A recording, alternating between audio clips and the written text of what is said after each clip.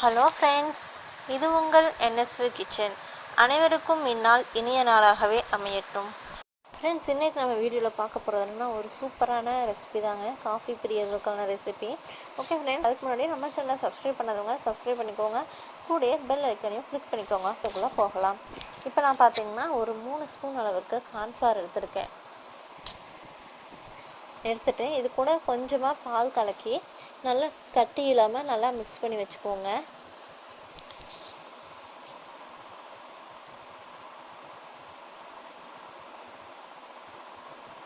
பாருங்கள், கொஞ்சமாக பால் கலக்கிட்டு நல்லா மிக்ஸ் பண்ணி வச்சுக்கோங்க கட்டி இல்லாமல்.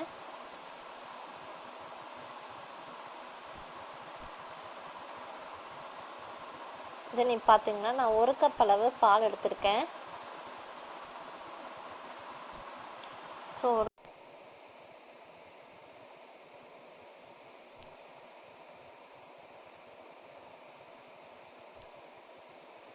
இதில் ஒரு 4 ஸ்பூன் அளவுக்கு சுகர் ஆட் பண்ணிக்கிறேன். 1 கப்புக்கு 4 ஸ்பூன் சுகர் வந்து சரியாக இருக்கும். உங்களுக்கு எக்ஸ்ட்ரா இனிப்பு தேவைன்னா இன்னைக்கு 1 ஸ்பூன் கூட ஆட் பண்ணிக்கலாம். தென் பார்த்திங்கன்னா நான் ஒரு ஸ்பூன் அளவுக்கு காஃபி தூள் ஆட் பண்ணிக்கிறேன். அதாவது இன்ஸ்டன்ட் காஃபி தூள் 1 டீஸ்பூன் அளவுக்கு ஆட் பண்ணிக்கோங்க. ஆட் பண்ணிட்டு நல்லா கலந்து விட்டுக்கோங்க.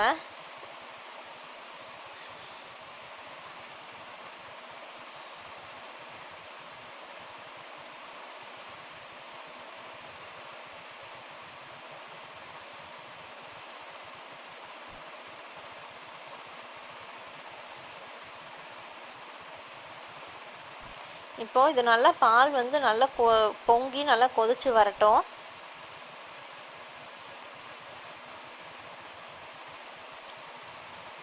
பாருங்கள், நல்லா கொதிக்க ஆரம்பிச்சிருச்சு. நல்லா கொதிக்க விட்டுக்கோங்க.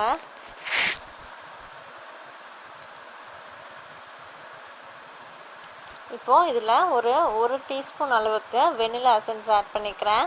ஆட் பண்ணிட்டு நல்லா கலந்து விட்டுக்கோங்க.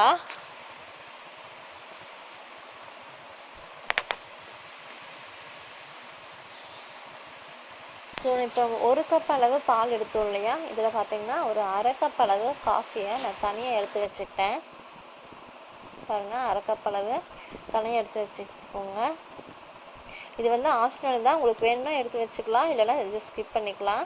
தென் பார்த்திங்கன்னா நம்ம கலந்து வச்சுருக்கோம் இல்லையா கார்ன்ஃப்ளவர், அதையும் ஆட் பண்ணிட்டு நல்லா கலந்து விட்டுக்கோங்க. அதாவது நல்லா கெட்டி ஆகிற வரைக்கும் நல்லா கலந்து விட்டுக்கோங்க.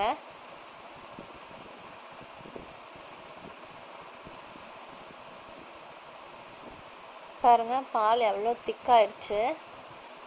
நம்ம காஃபி போட்டோம் இல்லையா ஃபஸ்ட்டு எப்படி இருந்தது, இப்போ வந்து நான் கார்ன்ஃப்ளவர் ஊற்றுனதுக்கப்புறம் எவ்வளோ திக்காயிடுச்சு பாருங்கள். இதை நல்லா கொதிக்க விட்டுக்கோங்க. எல்லாம் கலந்து விட்டுட்டே இருங்க, அப்போ தான் அடி பிடிக்காது. இல்லைன்னா ஸோ நல்லா கலந்து விட்டுட்டே இருங்க.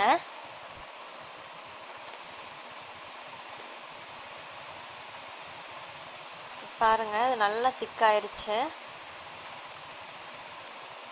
இப்போது இதை நம்ம ஒரு பவுலுக்கு வந்து ட்ரான்ஸ்ஃபர் பண்ணிடலாம்.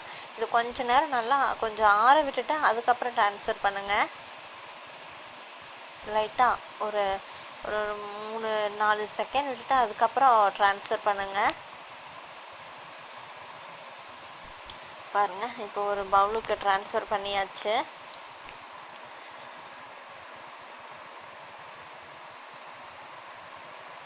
ட்ரான்ஸ்ஃபர் பண்ணிட்டு இப்போ இதை பார்த்திங்கன்னா ஒரு 1 hour நம்ம ஃப்ரிட்ஜில் வச்சு எடுத்துக்கலாம்.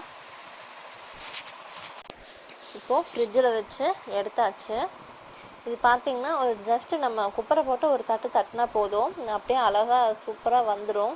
ஸோ நம்ம எடுத்து வச்சுருந்தோடனே 1/2 கப்பு காஃபி, அதை வந்து நம்ம சர்வ் பண்ணுறதுக்கு இது கூட ஊற்றிக்கலாம். ஸோ அந்த காஃபியோடு சேர்த்து நம்ம சாப்பிடும்போது ரொம்பவே ஒரு சூப்பரான ஒரு டேஸ்ட்டாக இருக்குங்க. காஃபி பிரியர்களுக்கான ஒரு சூப்பரான டிஷ்ஷுன்னு கூட சொல்லலாம். ஸோ ஃப்ரெண்ட்ஸ், நீங்களும் ட்ரை பண்ணி பாருங்கள். ட்ரை பண்ணி பார்த்துட்டு எப்படி இருக்குன்னு சொல்லுங்கள். பாருங்கள், ரொம்பவே பார்க்கவே ரொம்ப சூப்பரான ஒரு டிஷ்ஷு. ஈஸியாக செஞ்சு முடிச்சிடலாம், எந்த கஷ்டமுமே இல்லை செய்கிறதுக்கு. ஸோ இந்த காஃபியோடு சேர்த்து சாப்பிடும்போது ஒரு சூப்பரான ஒரு டேஸ்ட்டாக இருக்கும். ஸோ ஃப்ரெண்ட்ஸ், நீங்களும் ட்ரை பண்ணி பாருங்கள். ட்ரை பண்ணி எப்படி இருக்குன்னு கமெண்ட் பண்ணுங்கள்.